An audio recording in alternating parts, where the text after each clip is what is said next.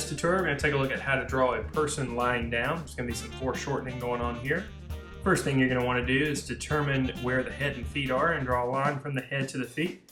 This is going to ensure that we get the entire drawing on our picture plane.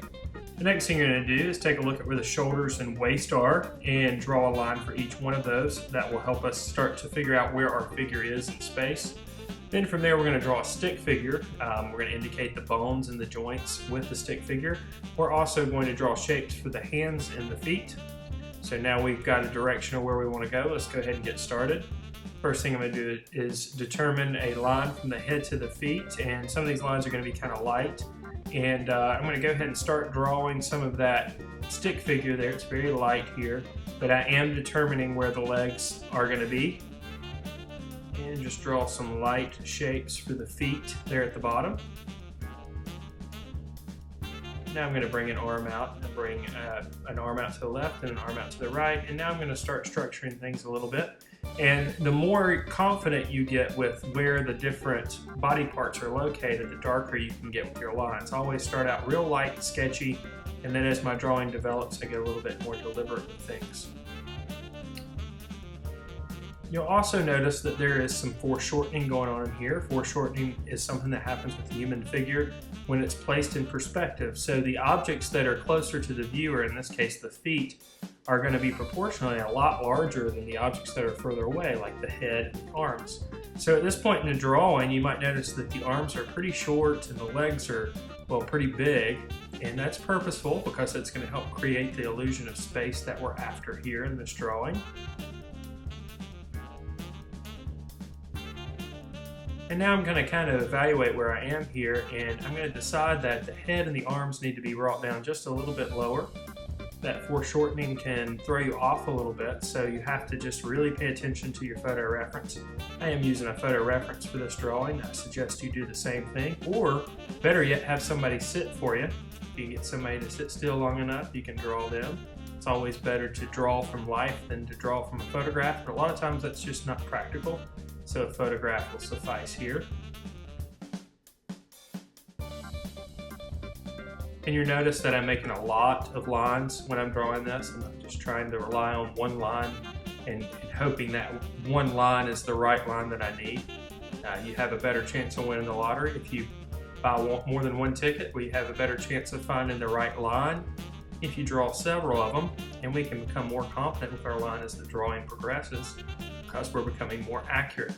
Here and there, I'm going to start adding a little bit of shading, a little bit of shadow. I'm going to indicate that shadow by just using some hatching. Hatching is where the lines go in the same direction.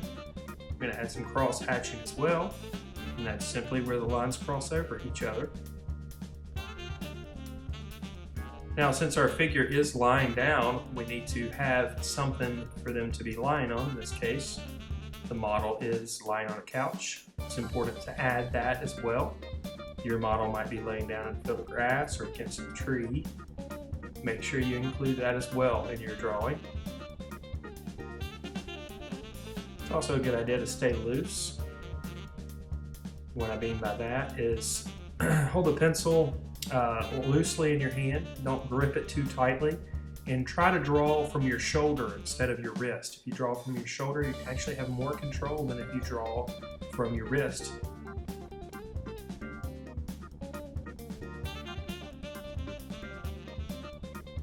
Indicate a little bit of the hand. Sometimes I just make lines for figures, or for the fingers, especially in a drawing like this, which is quick. This is basically just a sketch. If I wanted to, I could finish the sketch into a completed drawing or a painting. We're just concentrating on getting that figure there.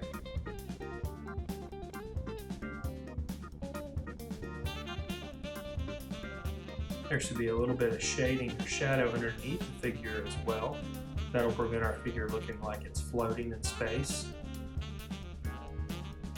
In this case, my light source is coming from basically above, so most of the shadow is going to be on the underside of the object or directly underneath the figure on the couch. Add a little bit of wrinkles to the shirt to make it look a little bit more realistic. And you'll notice that my lines in the foreground closer to the viewer are a little bit wider. You want to have a variety of line quality, So you want to have some lines that are thick and some lines that are thin. And your lines that are thick are going to be the ones that you want to put closer to the viewer. This is going to help create the illusion of space that we're after.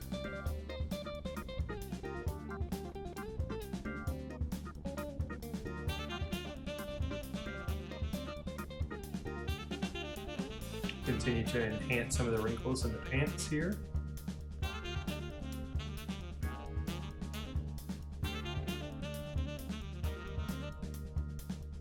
Alright, I'm just going to put a little indication of the facial features. I'm not going to get too carried away. Just some dark areas for the eyes, a little bit of darkness in here, so we can have some contrast. A little indication of a couple of eyebrows. A little bit of shadow on the chin and maybe one side of the face. Speaking of contrast, I'm going to add a little bit of value to the shirt too, just to make it a little bit darker so that we have a little bit of contrast between the pants and the shirt. A little bit more shadow on the couch.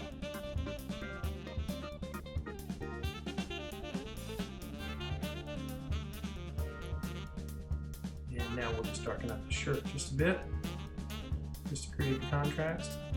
And we're pretty much to the end. That's how you draw a figure lying down.